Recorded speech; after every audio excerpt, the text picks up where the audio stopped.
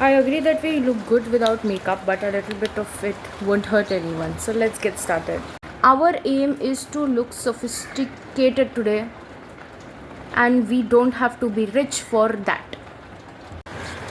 Start off with some toner, rose water. Sometimes your moisturizer is too much, something is too much, your face is too greasy. So what I do is just make a skin juice.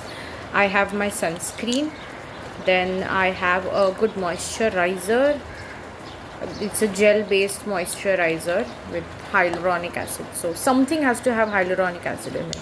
Your sunscreen can also have a hyaluronic acid. The Dermaco is a good example, and I'm using a little bit of mucin, and I'm going to mix that up together, create my skin juice, and then apply it all over. This is the best primer so far. So this is the Pack Macro Finish setting spray, but I use it as a primer. Face is kind of dry. You can also use the Faces Canada makeup fixer because it is so hydrating, honestly. See, I'm going to pat that foundation and simplify it before I simplify it on my face. Okay, and my face is kind of a little bit wet because of the primers. Especially while applying super matte foundations, you can use this technique of making your base because it will remain slightly hydrated. I usually start applying my foundation from here and then I spread it all over, because even if it is deposited a little bit more under your eye, you anyway require a concealer like finish there. So if you are solely applying a foundation and if you are concerned that मेरा foundation ज़्यादा ना लग जाए, पहले तो लो ही कम, then उसको simplify करो, pat it a little bit and then use the rest of it. See, it almost looks like skin. It doesn't look as if I've applied something. That is how your natural finish should be. Skin texture, pimples, everything is visible and nothing looks like I have done a lot of makeup. It shouldn't be looking like that. It should look very subtle. You can use a beauty blender as well. I am using a brush because I find it more convenient. You should do whatever suits you. I'm sure you're aware of a feather touch. That is exactly what I'm doing. I'm barely touching the brush. Powder just to set the area, and it is going to be the same feather touch to secure the foundation that I have put on. This step is optional, especially for the people with a very dry skin. This step is optional, but a matte look, what I have observed, is more than a dewy look. A matte look makes you look more firmer and more mature. So for some youngster like myself, I would prefer putting a powder on top and not letting the dewy skin show up. This was told to me by someone. It has some astrological undertones to it, so I just thought of sharing it with you all. I don't know its authenticity. I haven't read articles regarding it. I don't think it is very important, but I will just apply it. To be very honest, I'm a chubby girl, but I don't like contouring. I'm not a big fan of contouring, so I might barely bronze, and today I am not in the mood of doing so. And my middle ground is a orange blush and a angular brush to apply it like a contour. So it might make my face thin or not, but I really don't care at this point because मुझे लाली पसंद है. मुझे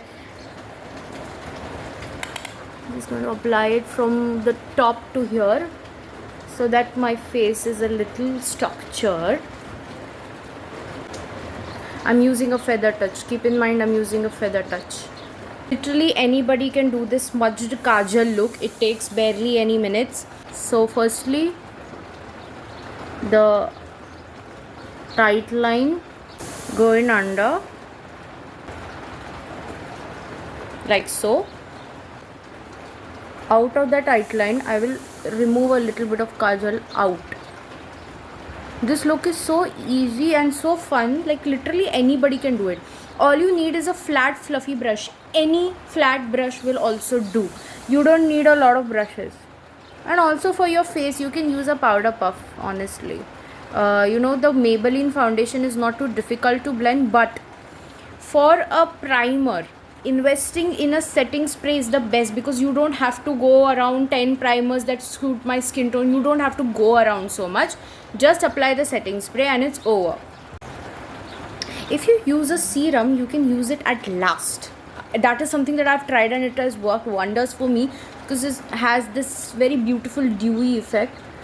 And very close to the tight line I will place the kajal. Just very close, and I'm barely touching it. Okay, very close. Yeah, and just blend it. So basically I am simplifying that. Now I will use the same kajal and go in a little below, like so, just on the edges, right from the inside to the outside. All right, right from the inside to the outside. See, it creates a certain definition. A person can use any eyeshadow palette as far as the color is brown. That's it. The color has to be brown, and it has to be super dark brown.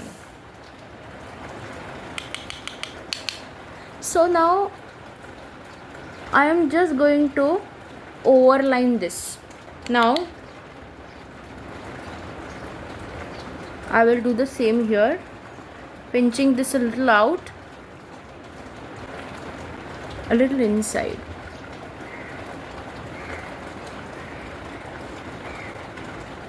Blend it even further so that it is a little visible now. I am taking very less product. The thing that I would suggest you to invest in is a glitter eyeshadow. This is from Swiss Beauty and I absolutely love it. So basically what I'm going to do is, it has a longer expiry date also. I don't know if it's good or bad, but it does, so it's good for me. It's cost efficient. Take some of it. You're barely going to place anything, you're barely going to, but this is so much better than glitter and so much better than shimmer. Both, it's just better. It's just better. What do I say? Nicely blend it out. Do not worry if it is messy, if it is imperfect. Do not worry, we can fix it anytime. So I have just placed a little bit of brown and again giving it a nice finishing touch so that it is all neutral and put together. I'm doing that. Glitter is barely applied. See, it is mostly on my hand, so all the products are barely applied. This is how the celebrities do it. They get trolled for it, but then they look very, very sophisticated and beautiful because of that. Little bit more blush, because I like a blush for myself. Color of this outfit is relatively bland, so what I'm going to do is I am going to add some bling with a lip gloss. So this lip gloss is from Faces Canada.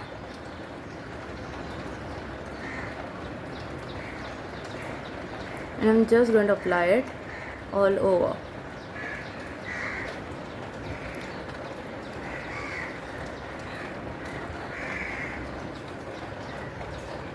I love it. I often use the lip gloss before I use any lipstick, because it gives a very smooth base for any lipstick. Even if your lipstick is super matte and it crusts out your lips, then you can really invest in a good lip gloss and use it as a base, as a lip primer, right? There's a little bit of tint that I'm putting in. This is optional. Like if you are quite light skinned, you don't really need to do these additional steps. Now look, it has some volume to it, it has some shade to it. So yeah, I'm going to do the other off camera. Look, you have to apply it like so and just brush it over. That will give you volume. Now why do I not apply mascara on my lower lashes? Because it tends to smudge. Even though it is waterproof, I have a bad habit of scratching my eyes and it tends to smudge out. Look how beautiful the eyes are looking. You are not putting in too much effort, and this is how you effortlessly look sophisticated. This is like a pro tip. Don't apply your mascara on your lower lashes. If you're applying a big falsie and all of that, then please do. Then you are a bride, then do that. Right now you're an office girl and you want to look sophisticated, so this is what we have.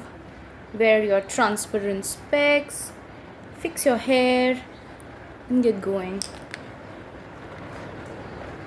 This is how I look. Yeah. This is how I look without filters. What the fuck? Without any specs, this is how it looks. I think this also looks very good considering that your eyes are very vibrant. The only thing is that you can use a lengthening mascara instead of a curling mascara. Because I am wearing specs, I have to just define my lashes a certain way. And if you don't have specs, it's a very good thing. Your eyes are working well, mine are not, so I have to wear the specs and get going. So bye bye.